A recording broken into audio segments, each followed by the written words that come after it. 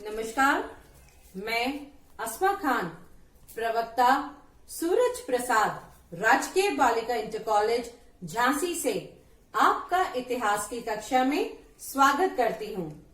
तो बच्चों, आज हम पढ़ने जा रहे हैं अपने चौथे अध्याय का दूसरा भाग। चौथा अध्याय हमारा कौन सा है? चौथा अध्याय विचारक, विश्वास और इमारतें, सांस्कृतिक विकास 600 ईसा पूर्व से 600 ईस्वी तक। आज इस चौथे अध्याय का दूसरा भाग पढ़ेंगे हम।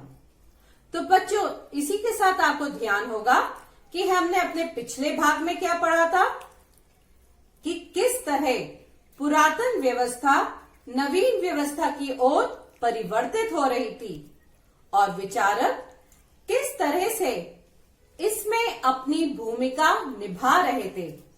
साथ ही साथ विचारकों के आने से किस तरह इसे नवीन दिशा मिली और कैसे यज्ञ, कर्मकांड के व नवीन विचारों के आने से लोगों के मध्य कई तरह के नए नए सवाल पैदा हुए, जिन पर बहस और चर्चाएं प्रारंभ होने लगी। और इसके फलस्वरूप क्या हुआ? नए धर्मों का विकास हुआ। नए धर्म कौन से? जैन धर्म व बौद्ध धर्म।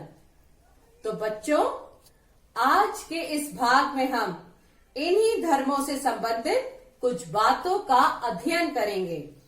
तो इस भाग का हम उद्देश्य भी देख लें। क्या है इस भाग का उद्देश्य?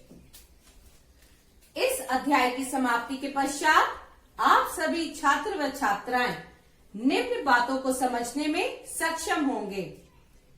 लौकिक सुखों से आगे महावीर का संदेश, और महावीर का संदेश था जैन धर्म का दर्शन। बुद्ध और ज्ञान की खोज किस तरह से हुई, ये हम जानेंगे। साथ ही साथ गौतम बुद्ध की शिक्षाएं क्या थीं? गौतम बुद्ध के अनुयायी एवं भिक्षु व भिक्षुणियों के लिए क्या नियम थे? तो बच्चों, सबसे पहले हम शुरू करते हैं महावीर स्वामी के बारे में। महावीर स्वामी, उनका जन्म कब हुआ, याद है कुछ? महावीर स्वामी का जन्म हुआ 540 ईसा पूर्व में वैशाली के कुंड ग्राम में हुआ था।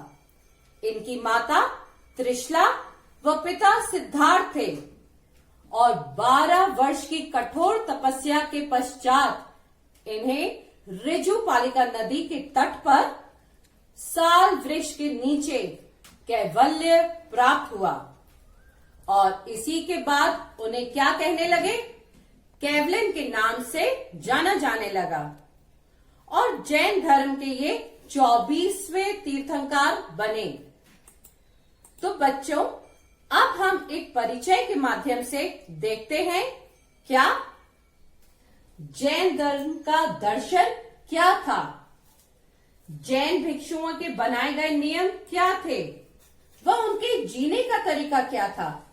साथ ही साथ जैन साहित्य कैसे बना और कैसे अस्तित्व में आया। तो इसी दर्शन के क्रम में हम देख रहे हैं सबसे पहले लौकिक सुखों से आगे महावीर का संदेश। महावीर, जैसे पहले भी मैं बता चुकी हूं बच्चों कि महावीर स्वामी से पहले भी 23 तीर्थंकर हो चुके और महावीर स्वामी 24वें तीर्थंकर थे। मनुष्य को सभी दुखों से आगे जाना। सबसे महत्वपूर्ण अवधारणा ये है कि पूरी दुनिया प्राणवान है। तो बच्चों, इसी को समझाने के लिए हम किस तरीके से समझेंगे कि जीवन को लौकिक सुखों से आगे ले जाना जीवन का ही कर्म है। इस संबंध में जैन धर्म की एक सबसे महत्वपूर्ण अवधारणा ये है कि ये जो संसार है या पूरी दुनिया है, ये प्राणवान है। और यहाँ प्राणवान का तात्पर्य है कि दुनिया की हर एक वस्तु, हर एक चीज में जान बसती है। अब चाहे वो फिर पत्थर ही क्यों ना हो, चट्टान हो या पानी हो या कुछ और भी क्यों ना हो, शायद महावीर स्वामी ने इसकी ही व्याख्या को सही दिशा दी, जिसके कारण जैन धर्म संपूर्ण भारत में पहुंच गया। और इन्होंने ही स्पष्ट किया कि जीवित प्राणी की कभी चोट नहीं पहुंचानी चाहिए, खास करके इंसान, जानवर, कीड़े मकोड़े, पेड़ पौधे इत्यादि कुछ भी हो, किसी में भी कोई नुकसान नहीं पहुंचाना चाहिए। तो इसी को अब हम देखते हैं अपनी अगली स्लाइड के माध्यम से। जन्म और पुनर्जन्म का जो चक्र है वह मनुष्य के कर्मों पर आधारित है। ये हम सब अभी पढ़ेंगे। कर्म के चक्र से स्वयं को मुक्त करने के लिए तपस्या या तप की आवश्यकता होती है, अर्थात मोक्ष की प्राप्ति हेतु लौकिक सुखों को आपको त्यागना होगा। तो इसको समझने के लिए हम देखते हैं बच्चों कि इन्होंने यही क्रम, जो कि चेतना है, वह जन्म और पुनर्जन्म के चक्र कर्म पर आधारित है। अर्थात उन्होंने ये बताया कि जन्म और पुनर्जन्म का जो चक्र है, ये देखिए जन्म और पुनर्जन्म का ये जो चक्र है वो क्या, वह मनुष्य के कर्मों पर ही आधारित होता है, मनुष्य के कर्मों पर। तो अभी आप इस योनि के अंदर आ सकते हैं जब आपके कर्म अच्छे होंगे, और यदि आपके कर्म बुरे हैं तो आप दोबारा इस योनि में जन्म नहीं ले पाएंगे। और इसके लिए उन्होंने बताया कि आपको संसार का त्याग करके ही इस चक्र से, ये जो चक्र है आपके सामने, इससे मुक्त होना होगा, और तभी संसार के इस तात्पर्य को आप समझ सकेंगे कि हमारा क्या है, मोक्ष की प्राप्ति, लौकिक सुखों को छोड़कर, त्याग कर आप मोक्ष की प्राप्ति कर सकेंगे। यही उनका मानना था, यही उनकी अवधारणा थी। तो चलिए बच्चों, अब हम आगे बढ़ते हैं और पढ़ेंगे महावीर का संदेश था जैन धर्म का दर्शन।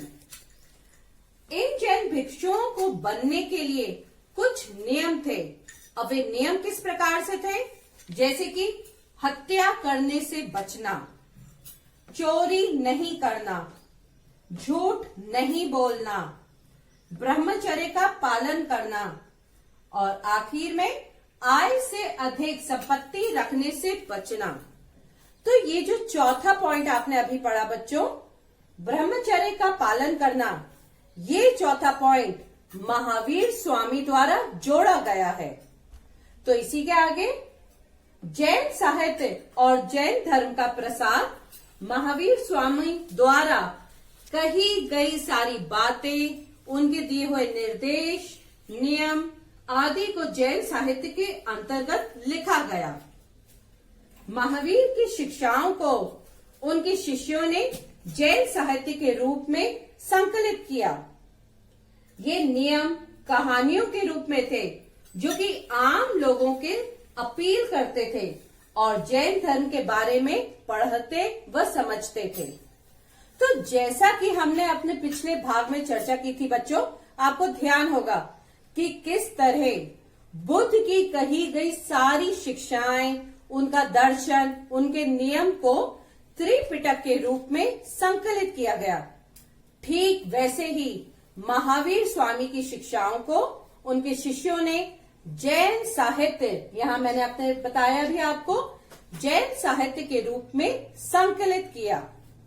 तो अब हम ये भी देखें और जानें कि महावीर स्वामी के अनुयायियों ने प्राकृत, संस्कृत व तमिल जैसी भाषाओं में अपने साहित्य को तैयार किया। वह विभिन्न मंदिरों एवं उनसे जुड़े जो रख रखाव के पुस्तकालय थे, उनमें आम लोगों को साहित्य को पढ़ सके, वो सब वहीं पे रखवाए। वह साथ ही साथ वे समझ सके, जान सके और उसका विश्लेषण कर सके। ऐसा करने से लोगों ने इनके दर्शन को समझा भी और उसका प्रचार प्रसार भी किया, जिसके परिणाम स्वरूप धर्म का या कि जैसे कि जैन धर्म का भारत के कई हिस्सों में फैलाव हो गया। और जैन धर्म के फैलने के कुछ और भी कारण थे, जैसा कि आप जानते ही राजाओं द्वारा जैन धर्म को संरक्षण प्रदान हुआ। जैसे कौन से राजा? बिंबिसार द्वारा। साथ ही साथ कुछ सामाजिक जटिलताओं में भी कमी होने लगी और धर्म साहित्य की कहानियों के रूप में लोगों तक पहुंचाया गया। ये सभी मैंने आपको यहाँ पे बताया है। तो अब आपने बहुत अच्छे से जैन दर्शन के बारे में बच्चों समझ लिया है, वो जान लिया है। इसी के साथ साथ इसी क्रम में हम आगे बढ़ते हुए अब पढ़ेंगे बौद्ध दर्शन के। तो सबसे पहले हम जानते हैं महात्मा बुद्ध के बारे में। महात्मा बुद्ध का जन्म 563 ईसा पूर्व में लुम्बिनी में हुआ था। उनकी माता महामाया और पिता शुद्धोधन थे। सिद्धार्थ की माता की मृत्यु के बाद उनका लालन पालन उनकी मौसी महाप्रजापति गौतमी ने किया और 29 वर्ष की आयु में उन्होंने गृह त्याग कर दिया और 6 वर्ष की कठोर तपस्या के पश्चात 35 वर्ष की आयु में एक पीपल वृक्ष के नीचे ज्ञान की प्राप्ति हुई और वो वृक्ष बाद में बोधि वृक्ष के नाम से जाना जाने लगा। तो ये बच्चों आपने जाना महात्मा बुद्ध के बारे में। तो आइए अब हम जानते हैं वे कौन सी ऐसी घटनाएं थी महात्मा बुद्ध से संबंधित जिसकी वजह से उनका मन बदल गया और इस संसार में वे बंध कर ना रह सके। ये भी हम जानते हैं। सबसे पहले बसंत ऋतु के एक दिन सिद्धार्थ जब बगीचे पर सैर कर रहे थे तब ऐसी कुछ घटनाएं हुई। कैसी? सबसे पहले उन्होंने एक सड़क पर बूढ़ा आदमी दिखाई दिया। बूढ़ा आदमी जो बहुत ही ज्यादा पीला पड़ चुका था, उसका शरीर, दांत टूटे हुए थे और बहुत कष्ट में था। फिर उसे दूसरी बार एक रोगी मिला जिसकी सांस बहुत तेजी से चल रही थी, वह भी बड़े कष्ट में था। फिर तीसरी बार सिद्धार्थ को एक अर्थी मिली जिसके आसपास कई लोग थे जो बहुत रो रहे थे। इसी के साथ साथ चौथी बार उन्हें एक सन्यासी दिखाई पड़ा और सन्यासी ऐसा जिसके चेहरे पर एक तेज थी, मुस्कान थी, जो हमेशा हंसता मुस्कुराता चला जा रहा था, जिससे महात्मा बुद्ध ने यही समझा कि सन्यासी जीवन में ही सार है। इसी के बाद गौतम बुद्ध की कुछ शिक्षाएं थी, हम वे जान लेते हैं। 4 आर्य सत्य और अष्टांगिक मार्ग बौद्ध शिक्षाओं का मजबूत आधार हैं। वे 4 आर्य सत्य क्या हैं? ये भी जाने। दुनिया दुख और कष्टों से भरी है। सभी पीड़ाओं का एक कारण वह है इच्छा, जिसे तृष्णा भी कहते हैं। दर्द और दुख का अंत इच्छाओं के छुटकारा मिलने से किया जा सकता है, जिसे निरोध कहते हैं। और फिर तृष्णा को अष्टांगिक मार्ग के द्वारा नियंत्रित किया जा सकता है। तो ये थे बच्चों 4 आर्य सत्य, बौद्ध भिक्षुओं को मजबूत करने का आधार है ये। जैसा कि पहला आर्य सत्य है कि दुनिया दुख और कष्टों से भरी है, अर्थात कहने का तात्पर्य बच्चों ये है कि दुनिया दुखमय है और सबसे पहले ये जाना जाए कि आखिर ये दुख है तो दुख क्यों है। दुख यानी कि इच्छाएं। अब ये इच्छाएं किस प्रकार से हैं? जैसे किसी रोगी को स्वस्थ होने की इच्छा, मरने वाले को जीने की इच्छा, खोने वाले को पाने की इच्छा, लौकिक सुखों के लिए भौतिक वस्तुओं को अपने पास में पाने की इच्छा। और जब बच्चों ये इच्छाएं पूरी नहीं होती हैं, तो मनुष्य कैसा हो जाता है? विचलित हो जाता है, दुखी हो जाता है। और इन्हीं सारे छोटी छोटी कारणों के साथ ये क्या आधार बन जाते हैं कि दुनिया दुखमय हो जाती है। अब यदि हम अपने दुखों को दूर करना चाहते हैं, तो उससे पहले तृष्णा या इच्छाओं को दूर करना होगा, यही बुद्ध कहते हैं। और इन इच्छाओं को दूर करने के लिए महात्मा बुद्ध ने क्या कहा? अष्टांगिक मार्ग के बारे में बताया और उसको अनुसरण करने के लिए कहा। तो अब बच्चों हम देखते हैं कि ये देखिए, एक बार आप समझ लीजिए जो मैंने आपको बताया है कि ये दुनिया दुख और कष्टों से भरी है। दुखों का कारण इच्छाएं हैं। इसको हम कैसे दूर कर सकते हैं? अष्टांगिक मार्ग के द्वारा दुख का अंत हो सकता है और फिर क्या होएगा? हमें मोक्ष की प्राप्ति। ये आप समझ ही चुके हैं। तो अब बच्चों हम आगे बढ़ते हैं और देखते हैं गौतम बुद्ध की शिक्षाओं में जो अष्टांगिक मार्ग हैं वे क्या हैं। सबसे पहला ये देखिए, सम्यक विचार, सम्यक विश्वास और सम्यक कर्म, ये तीनों मिलाकर बन जाता है प्रज्ञा स्कंद। अब प्रज्ञा स्कंद क्या है? अर्थात बुद्धि और ज्ञान के द्वारा विचार, विश्वास और कर्म को करना ही प्रज्ञा स्कंद कहा जाता है। इसी के बाद सम्यक व्याप, सम्यक जीविका और सम्यक प्रयास, इन तीनों को मिलाकर बनता है शील स्कंद। अब शील स्कंद अर्थात अच्छा आचरण करना। हम जीविका के प्रयास के माध्यम से इन्हें पूरा कर सकते हैं। फिर हम देखते हैं सम्यक स्मृति, सम्यक समाधि, और इन दोनों को मिलाकर बनता है समाधि स्कंद।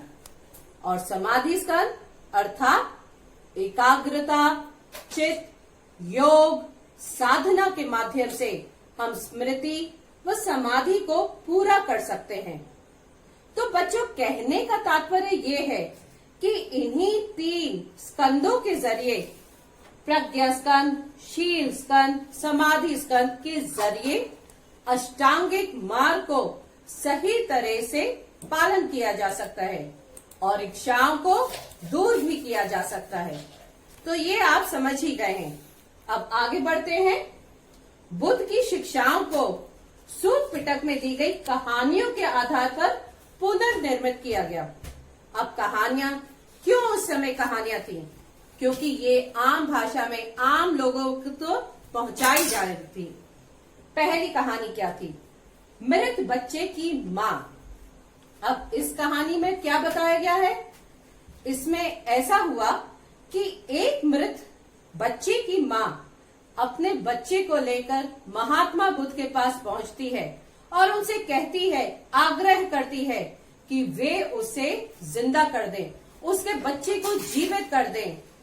परंतु महात्मा बुद्ध ने उसके बच्चे को जीवित तो नहीं किया, वरन उसे उसके बच्चे के मृत होने का कारण बताकर उस महिला को समझाकर वापस भेज दिया। इसी के साथ साथ एक और कहानी है जो बुद्ध से संबंधित है। वो कौन सी? सीगल नाम के एक व्यापारी की। ये जानते हैं इस कहानी में क्या था? इसमें एक सीगल नाम का अमीर व्यापारी था। अब उसको समझाने की कोशिश की गई है कि कैसे मालिक और नौकर व कर्मचारियों के प्रति व्यवहार करना चाहिए। सबसे पहली चीज उन्होंने यही कहा कि उसे विनम्र होना चाहिए, और साथ ही साथ महात्मा बुद्ध ने उसे समझाया कि 5 प्रकार से उसे सेवा करनी चाहिए। वे 5 प्रकार कौन से हैं बच्चों? 5 प्रकार इस तरीके से हैं कि कर्मचारियों को उसकी क्षमता के अनुसार ही काम देना चाहिए, कर्मचारियों को समय पर अच्छा भोजन देना चाहिए, उसे मजदूरी देनी चाहिए, और यदि वे बीमार हो तो उनकी देखभाल करना चाहिए, उन्हें अच्छा स्वादिष्ट भोजन देना चाहिए और साथ ही उनके साथ बैठकर भोजन करना चाहिए। और जब भी उन्हें छुट्टी की आवश्यकता हो तो समय समय पर उन्हें छुट्टी भी देनी चाहिए। तो बच्चों, ये थी वे कहानियां जो बुद्ध से संबंधित थी। तो आइए बच्चों, अब हम आगे बढ़ते हैं और पढ़ते हैं गौतम बुद्ध के अनुयायी। धीरे धीरे बुद्ध की शिष्य की संख्या बढ़ती चली गई, जिसके लिए उन्होंने एक संघ की स्थापना की। अब इसी संघ में कुछ ऐसे भिक्षु व भिक्षुणी बने जो आगे चलकर शिक्षक के रूप में सामने आए और आगे आने वाले अनुयायियों को भी शिक्षा प्रदान करने लगे। ये भिक्षु और भिक्षुणी सादा जीवन व्यतीत करते थे। उनके पास जीवन यापन के लिए आवश्यक चीजों के अलावा कुछ नहीं होता था। वे कटोरा रखते थे जिसमें वे दान लेकर अपना भोजन करते थे। इसी के साथ साथ प्रारंभ में सिर्फ पुरुष ही संघ में सम्मिलित हो सकते थे। फिर उसके बाद महिलाओं को भी संघ में शामिल होने की अनुमति मिली और फिर पहली महिला महाप्रजापति गौतमी संघ में आने वाली पहली भिक्षुणी बनी। और ये किसके द्वारा बनी? महात्मा बुद्ध के प्रिय शिष्य आनंद के कहने पर उन्हें संघ में सम्मिलित किया गया। फिर कई स्त्रियां जो संघ में आईं, वे धम्म में उद्देशिका बन गईं और आगे चलकर वे थेरी बनी। थेरी वे महिलाएं थीं जिन्हें निर्वाण प्राप्त हो चुका था। इसी के साथ एक शब्द भी सुनने में आता है, थेरी गाथा, जिसका वर्णन सूत पिटक में किया गया है, जिसमें महिलाओं के सामाजिक व आध्यात्मिक अनुभवों के बारे में बताया किया गया है। इसी के साथ साथ पुन्ना नामक महिला की गाथा भी दी गई है, जिसकी रचना किसने की थी? स्वयं पुन्ना ने ही की थी। फिर हम देखते हैं बच्चों, भिक्षु व भिक्षुणियों के लिए नियम बनाए गए थे। वे नियम बहुत ही सख्त थे जिनका उन्हें अनुसरण करना होता था। जब कोई भिक्षु नया गलीचा या कंबल बनाता था तो उसे इसका उपयोग कम से कम 6 वर्षों तक करना पड़ता था और यदि वह उसका उपयोग 6 वर्षों से पहले खत्म कर दूसरा कंबल ले लेता था, भले ही उसका कंबल अभी फटा ना हुआ या उसका खराब नहीं हुआ हो, तो ये एक अपराध माना जाता था। इसी के बाद जब कोई भिक्षु किसी गृहस्थ के घर जाता था तो उसे भिक्षा के रूप में टिकिया या पका अनाज दिया जाता था, जो वह 2 से 3 कटोरा ही ले सकता था। यदि वह उससे ज्यादा लेता था, यानी कि 2 या 3 से अधिक लेता था, तो ये भी क्या अपराध माना जाता था। तो बच्चों, आप समझ रहे हैं ना कि कितने सख्त नियम थे इनके। फिर जब कोई भिक्षु किसी संघ या विहार में ठहरता था तो उसे बिना अनुमति वहां से प्रस्थान करता तो वह अपराध माना जाता था, यानी कि उसे वहां से जाने से पहले भी क्या करना पड़ता था? आज्ञा लेनी होती थी, वरना ये भी कहाँ आएगा? अपराध की श्रेणी में आता था। तो कैसे सख्त नियम थे इनके। तो बच्चों, अब आप अच्छे से इस अध्याय यानी कि चौथे अध्याय के दूसरे भाग को भी समझ चुके हैं। तो बच्चों, इसी के साथ साथ अब हमें थोड़ा संक्षेप में भी जानना है कि हमारे इस भाग में हमने क्या क्या पढ़ा। अध्याय के इस भाग में हमने महावीर स्वामी के जीवन के बारे में पढ़ा, उनकी शिक्षाएं, दर्शन, भिक्षु व भिक्षुणियों के लिए नियम, ये सभी हमने विस्तृत रूप में पढ़े अभी। साथ ही साथ गौतम बुद्ध के जीवन के बारे में भी पढ़ा, उनकी शिक्षाएं, दर्शन, भिक्षु भिक्षुणियों के लिए नियम व जैन धर्म बौद्ध धर्म के बारे में सब हम पढ़ चुके हैं, वह समझ चुके हैं। तो बच्चों, जैसा कि मैं आपको पहले भी बताती हुई आई हूँ कि आपके एग्जाम में कुछ अच्छे प्रश्न आएंगे, आपको उसके आंसर्स किस दिशा में लिखना है ये भी आपको जानना आवश्यक है। तो एक एग्जाम्पल के तौर पर एक प्रश्न आपकी स्क्रीन पर मैं सामने लेके आई हूँ। प्रश्न है, जैन धर्म की महत्वपूर्ण शिक्षाओं को संक्षेप में लिखिए। यदि इस प्रकार का या यही प्रश्न आता है तो इसका आंसर फॉर्मेट किस तरह से होगा ये जान लीजिए। जैन धर्म की प्रमुख शिक्षाएं इस प्रकार हैं। जैन धर्म के अनुसार मानव जीवन का चरम लक्ष्य निर्वाण प्राप्ति है और इसे प्राप्त करने के लिए त्रिरत्न का पालन करना आवश्यक है। अब ये त्रिरत्न क्या है?